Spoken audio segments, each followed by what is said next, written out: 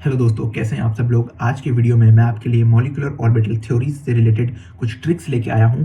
अगर आप इन ट्रिक्स का इस्तेमाल करते हो तो आप मॉलिक्यूलर ऑर्बिटल थ्योरी के क्वेश्चंस को इजीली सॉल्व कर सकते हो। ठीक है, आपको मॉलिक्यूलर ऑर्बिटल डायग्राम बनाने की कोई ज़रूरत नहीं पड़ेगी, आपको एनर्जी सीक्वेंस को ध्यान में रखने की कोई ज़रूरत नहीं पड़ेगी। ठीक है, बस आपको इन बातों का ध्यान रखना है जो मैं आपसे कहूँगा। सवाल में कभी कभी आपसे पूछा जाएगा कि मैग्नेटिक नेचर बताइए मॉलिक्यूल का। तो मैग्नेटिक नेचर में दो तरीके के नेचर आते हैं, आपको ही पता होगा। एक होता है पैरामैग्नेटिक, एक होता है डायमैग्नेटिक। बताना कैसे है कि मॉलिक्यूल पैरामैग्नेटिक है या डायमैग्नेटिक है, बड़ा सिंपल है।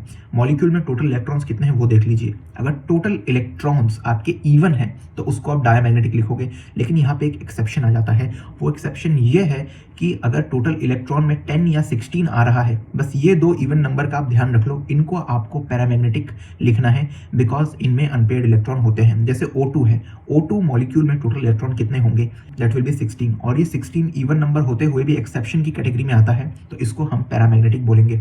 ठीक है, और अगर आपको पैरामैग्नेटिक मॉलिक्यूल्स की पहचान करनी है तो टोटल इलेक्ट्रॉन्स आप देख लो, अगर ऑड आएगा तो डेफिनेटली वो मॉलिक्यूल पैरामैग्नेटिक होगा, उसमें अनपेयर्ड इलेक्ट्रॉन प्रेजेंट होगा। अब हम बात कर लेते हैं कि बॉन्ड ऑर्डर के बारे में। बॉन्ड ऑर्डर से कई सारे आपके प्रॉब्लम सॉल्व हो जाएंगे। बॉन्ड ऑर्डर आपको बॉन्ड लेंथ के बारे में बता देगा, बॉन्ड डिसोसिएशन एनर्जी के बारे में बता देगा, मॉलिक्यूल की स्टेबिलिटी के बारे में बता देगा। ठीक है, तो बॉन्ड ऑर्डर का मतलब ये होता है कि कितने बॉन्ड्स बन रहे हैं।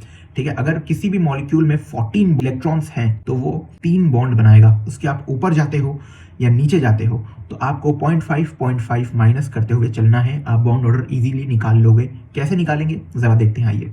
तो देखिए दोस्तों, ये रिलेशन बॉन्ड ऑर्डर का आपको ध्यान रखना है कि बॉन्ड ऑर्डर अगर ज़्यादा होगा तो बॉन्ड लेंथ कम होगा, और जितना बॉन्ड लेंथ कम होगा उतना ही उस बॉन्ड को तोड़ना डिफिकल्ट होगा, तो उतना ही आपको बॉन्ड डिसोसिएशन एनर्जी देनी पड़ेगी, और जितना ज़्यादा बॉन्ड को तोड़ने में एनर्जी लगेगी वो मॉलिक्यूल उतना ही ज़्यादा स्टेबल होगा। ठीक है, तो इस ऑर्डर को आप ध्यान रखिएगा।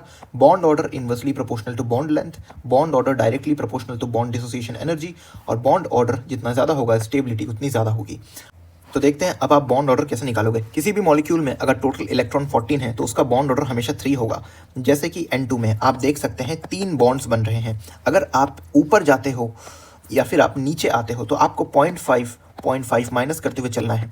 यानी कि आप ऐसे निकालोगे, 15 इलेक्ट्रॉन्स है तो 3 में से 0.5 माइनस करोगे 2.5, 16 इलेक्ट्रॉन है तो 2.5 में से 0.5 माइनस करोगे, दैट विल बी 2।